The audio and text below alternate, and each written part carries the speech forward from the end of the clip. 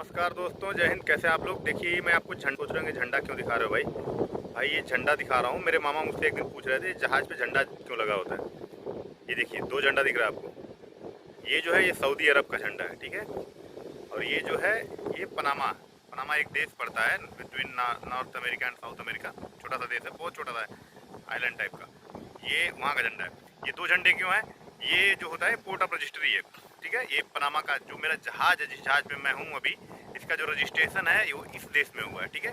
और ये क्यों लगा हुआ है? ये पोर्ट ऑफ रजिस्ट्री, ये जहाँ अभी हम हैं, जिस देश में हैं, वो सऊदी देश की सीमा में आता है, ठीक है। तो इसलिए ये लगा हुआ है। तो मेरे जहाज पे दो झंडे हैं। अगर मान लीजिए मेरा देश सऊदी में ही रजिस्टर्ड है और काम भी सऊदी में कर रहा है, तो एक ही झंडा रहेगा, वो दूसरा नहीं रहेगा। मैं आपको एक जहाज दिखा रहा हूँ, वो देखिए पास में लगा हुआ है, वहाँ एक ही झंडा है। देख पा रहे होंगे, उस जहाज पे एक ही झंडा है। वो जो झंडा लहर रहा है वो सऊदी अरब का है। क्यों? क्योंकि वो जो जहाज है वो रजिस्टर्ड भी और काम भी सऊदी में कर रहा है, ठीक है। ऐसे ढेर सारे फ्लैग होते हैं।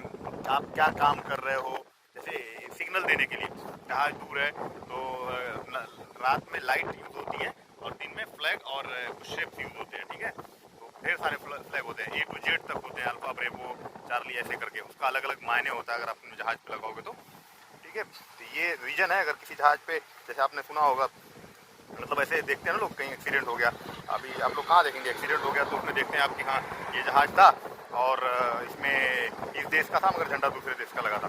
वो जहाँ रहता है उसका अलग झंडा होता है और होता है उसका अलग झंडा होता है, ठीक है। और ये जो है ये आपको लाल लाल दिख रहा है भगवा कलर का, ये विंड शॉक है। ये हवा का डायरेक्शन और स्पीड बताता है। चलिए, बाय बाय।